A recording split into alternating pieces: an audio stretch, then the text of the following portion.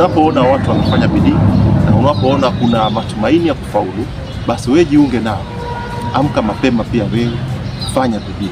Kama ni chochote kile ambacho unaona kiko mbele yako na uko na nafasi ya kufanya, fanya bidii na zingatia umakini kwa chochote kile unachofanya, ili ukaweze kufaulu, ukasonge mbele. Usipofanya bidii, basi wewe utakuwa kazi ni kuongelea wenzako kwa ubaya. Hakuna lolote ambalo utalisema zuri kutoka mdomoni mwako, kwa sababu wale ambao ulikuwa nao sawa wamepiga hatua, wamesonga mbele.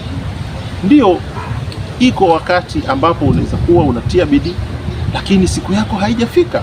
Basi hivyo wewe zingatia, kwa sababu Mwenyezi Mungu naye anainua mtu mmoja baada ya mwingine.